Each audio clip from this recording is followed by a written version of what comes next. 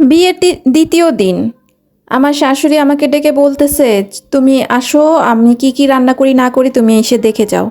তো আমিও গেলাম, আমাকে বলল যে আলুটা কাটো। তো আমিও কেটে দিলাম সুন্দর করে। তো সে আমার আলু কাটা দেখে একদম অবাক হয়ে গেল এবং এ, রাগে রাগে একটুই রাগ রাগ দেখাইলো এবং বলল, আলু কাটাও শিখো নাই? বড় মাছের জন্য বড় ভাবে কাটতে হয় আর ছোট মাছের জন্য ছোট আলু কাটতে হয়। তো সেদিন আমি এটা শিখলাম। পরের দিন আমাকে বলল সকাল ৬টার সময় উঠবা, উঠে রুটি বানাবা।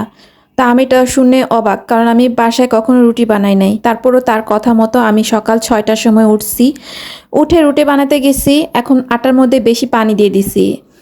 তো পানি দিয়ে দেখি যে রুটি আর হচ্ছে না, পুরা নরম হয়ে গেছে, রুটি বেলা হচ্ছে না, রুটি কিছুই হতেছে না। পরে আমার শাশুড়ি এসে আমার হাত থেকে টান দিয়ে নিয়ে বলতেছে যে তুমি আমি কি বউ নিয়ে আসছি, কিছুই তো পারো না। এটা শুনে আমি অনেক কষ্ট পাইছি।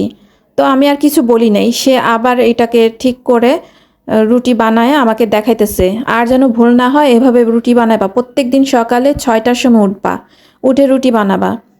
আমি আর কিছু বলিনি। আমার মনে হয় যে প্রথম দিন আর বিয়ের দ্বিতীয় দিন, এই দুই দিনই আমার মনে হয় ভালো ছিল আমার জন্য। আর এরপর থেকে আর আমার আর কোনো মনে হয় যে কোনো সুখ নাই, শান্তি নাই, এই অবস্থা। কথায় কথায় আমার শাশুড়ি বলতো, ওদের বাসা থেকে এই জিনিসগুলো দিছে, ওই মেয়ের বাসা থেকে এই ফার্নিচারগুলো দিছে।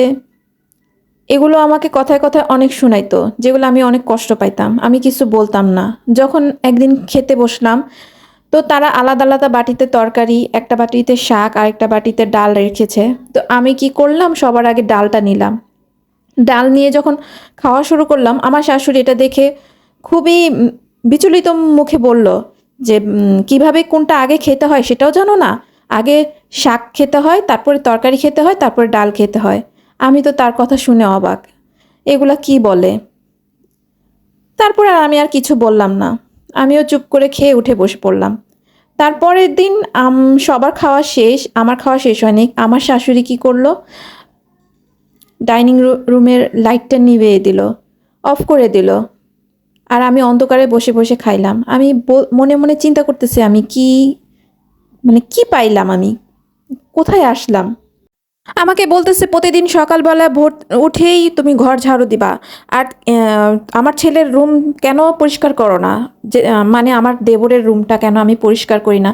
অথচ তার রুম সে নিজেই পরিষ্কার করতে পারে, ঝাড়ু দিতে পারে, বিছানা ঝাড়ু দিতে পারে, কিন্তু আমাকে বলতেছে তার বিছানা ঝাড়ু দিতে। আর হ্যাঁ, বিকালে ঘুমাও কেন? বিকালে প্রতিদিন নাস্তা বানাবা আমাদের জন্য।